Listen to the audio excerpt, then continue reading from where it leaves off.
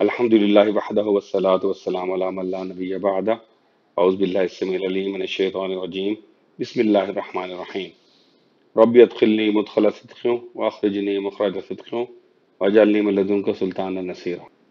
اچھا جی، آج کل ہمارے ہاں حلال اور حرام پہ بہت تشدد کیا جا رہا ہے، بلا وجہ چیزوں کو حرام قرار دیا جاتا ہے چھوٹی چھوٹی بات پہ، حالانکہ حرام جو ہے بہت سخت درجہ ہے، بڑی مشکل کیٹیگری ہے، ہر چیز وہاں نہیں پہنچتی۔ میں نے جب سے 2 سال ہو گیا اب تو الحمدللہ یہ سلسلہ شروع کیا تھا، جس کو میرے استاد فرماتے ہیں کہ میں پڑھاتا ہوں، اللہ ان کی صحت میں اور ان کی عمر میں برکت عطا فرمائیں، آمین۔ میں نے گزارش یہ کی تھی اور کوشش کی ہے اب تک کہ میں متنازع معاملات، کنٹروورشل معاملات نہ چھیڑوں۔ اس معاملے میں انشاءاللہ ہماری کوشش یہی ہوگی۔ اس کا طریقہ میں نے یہ سوچا ہے کہ ہم جو قرآن کا اسلوب ہے، جو طریقہ ہے، اس کو لے کر آگے چلیں۔ تو قرآن میں اللہ تعالیٰ نے کیا فرمایا ہے کہ جو چیزیں حرام ہیں ان کا ذکر فرما دیا ہے۔ ابھی ہم کھانے پینے کی چیزوں کی بات کر رہے ہیں، اس کے علاوہ باقی جو چیزیں ہیں وہ حلال۔ میں اب آپ کے سامنے پیش بھی کر دیتا ہوں، پھر جو تھوڑی سی کنفیوژن ہے وہ بھی دور کر دیتا ہوں۔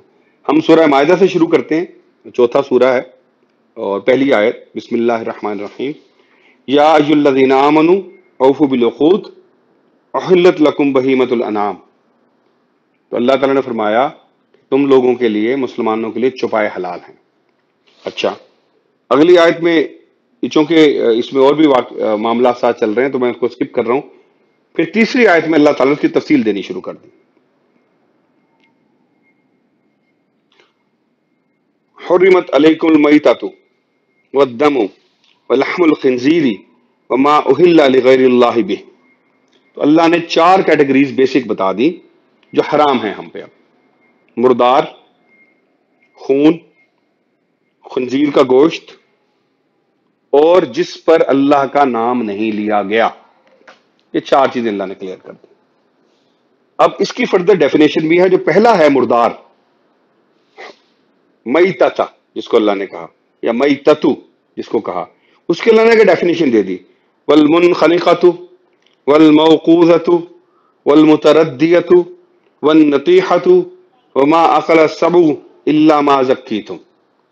یہ اس کی مردار کی کیٹیگریز ہیں جن کے میں ترجمے دیکھ کے بتا رہا ہوں تو غلطی نہ ہو جائے۔ منخنقہ، گلا گھونٹنے سے مرا ہوا۔ موقوذہ، جس کو کوئی چوٹ لگی وہ گر کے مر گیا۔ متردیہ، جو کسی اونچی جگہ پہ سے گر کے مر گیا۔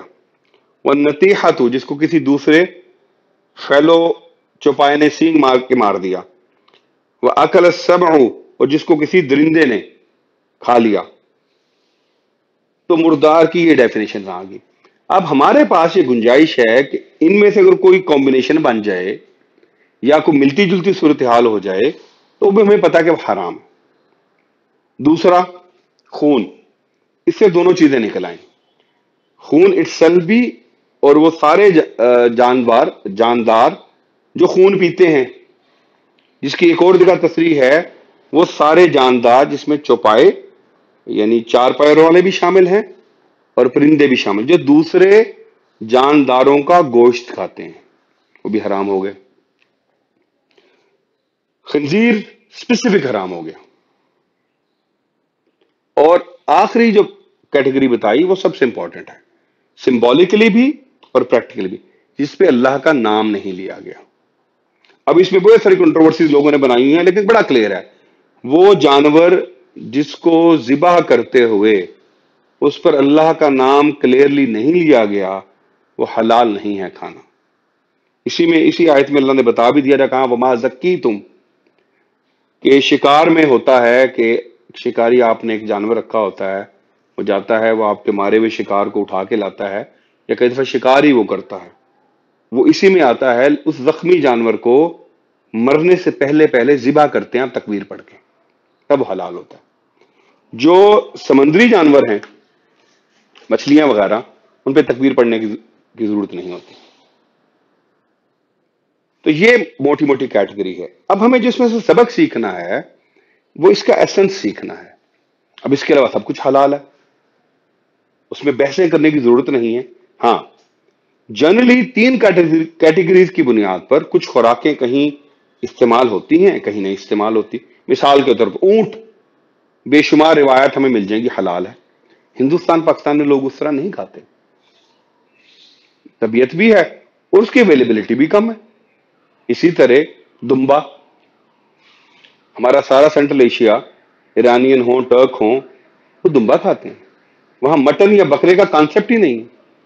یہ ہمارے اسلام آباد میں ایک ایرانی ریسٹورینٹ ہے، کچھ دنوں پہلے ہم وہاں گئے تھے تو وہاں یہی بات ہو رہی تھی کہ جی ہمارے ہاں تو دمبا ہوتا ہے، آپ کے ہاں چونکہ لیمب نہیں ہوتا اس طرح، پھر ہم مٹن سے گزارا کرتے ہیں.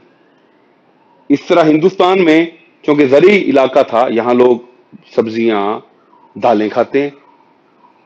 کچھ دنیا کے اور ملک ہیں وہاں یہ نہیں چیزیں اگتی تھی، وہ نہیں کھاتے تھے. تو وہ جو کچھ حرام حلال ہم نے بنائے ہوئے ہیں، وہ یہ نہیں ہے کہ اس کا مطلب کہ وہ اگر اونٹ حلال ہے تو میں نے ضروری کھانا ہے. نہیں، میری اپنی طبیعت ہے. اس کو میں جوڑتا ہوں وہاں سے جو حدیث پاک کا مفہوم ہے صلی اللہ علیہ وآلہ وسلم، کہ جو چاہو حلال اشیاء میں سے کھاؤ اور جو چاہو حلال لباس میں سے پہنو. جو ایسنس ہے وہ اللہ کا نام لینے کا ہے. یہ ایک بڑی پوری سائیکولوجیکل اسٹڈی اور کہانی ہے کہ جب چیزوں کے نام لیتے ہیں تو کیا آپ پہ اثرات پیدا ہوتے ہیں. میں ایک مثال چھوٹی سی دوں گا کہ ختم کرتا ہوں. کیا ہوتا ہے کہ کسی دوست کی، کسی گھر والے کی جس سے تعلق اچھا ہو، تصویر دیکھ کے یا آواز سن کے آپ کے چہرے پہ مسکراہٹ اور رونق آ جاتی ہے. اور کیا ہوتا ہے کہ کسی ایسے آدمی کی جس سے تعلق اچھا نہ ہو یا جس نے کو رنج دیا ہو، اس کا ذکر سن کے ہی دل برا ہو جاتا ہے. یہ سائیکولوجیکل میٹر ہے. اللہ نے ہمیں بنایا ہے، وہ ہمیں جانتا ہے، اس لیے اس نے ہمیں ایک فریم ورک دے دیا ہے. ساتھ میں اس نے میری انٹرپریٹیشن میں یہ بھی فرمایا کہ تشدد نہیں خود پہ کرنا، خود کو مشقت میں نہیں ڈالنا. سورہ طٰہٰ، بسم اللہ الرحمن الرحیم. طٰہٰ وما انزلنا علیک القرآن لتشقی، ہم نے یہ قرآن مشقت کے لیے نہیں اتارا. آخری حصہ، اگرچہ وہ خوراک کا حرام نہیں ہے، ایک اور جگہ ذکر ہے، لیکن اس کو اب جوڑتے ہیں جب دو کنڈیشنز اللہ نے دی ہیں جس میں جو چیز ادروائز منع ہے وہ جائز ہو جاتی ہے. فَمَنِ اضْطُرَّ غَيْرَ بَاغٍ وَلَا عَادٍ، اگر آپ حالت اضطراب میں ہیں، جان پہ بنائی ہے، غیر باغ ولا عاد، باغ ہے بغاوت، عاد ہے حد سے بڑھنا، آپ کو وہ ٹیمپریریلی اجازت مل گئی اپنے ذاتی ثواب دید پر بغیر کسی سے پوچھے، اگر آپ کا مقصد حد سے گزرنا نہ ہو اور آپ کا مقصد بغاوت کرنا نہ ہو اللہ کے خلاف، کہ اللہ نے کیسے قرار دے دیا جناب کہ سورہ رام ہے، کہ نہیں، یہ بغاوت ہے. عاد کیا ہے؟ مثال کے طور پر مردار کی بات ہوئی ہے، اس طرح کے واقعات کچھ روایتوں میں ملتے ہیں کہ کہیں آپ جنگل میں بھٹک گئے ہیں اور وہاں ایک ہی جانور مردار پڑا ہوا ہے، اب آپ نہیں کھاتے ہیں تو مرتے ہیں، تو جان بچانا فرض ہے، تو اتنا کھا لیں کہ جس سے جان بچ جائے. تو اللہ نے ہمیں بنایا ہے، ہمارے معاملات وہ جانتا ہے، ہر وہ خوراک جو ہم کھاتے ہیں اس کا ہمارے نفس پہ اثر ہوتا ہے. اسی کی بنیاد پر اس نے کچھ خوراکیں حلال قرار دی ہیں، کچھ خوراکیں حرام قرار دی ہیں. ہمیں ہرگز تشدد نہیں کرنا چاہیے. جس چیز کے حرام ہونے کے بارے میں قطعی واقعہ، قطعی ثبوت موجود نہ ہو، اس کو خام خام حرام نہیں کہنا چاہیے. اگر مجھے وہ اچھا نہیں لگتا میں نہ کھاؤں، حرام نہیں کہہ سکتا. یہودیوں نے یہ کیا، پھر انہوں نے بھگتا، ایونچولی ان کے پاس بچا ہی کچھ نہیں تھا کھانے کو. پھر یعنی میں سمبولکلی کہہ رہا ہوں، وما علینا الا البلاغ المبین.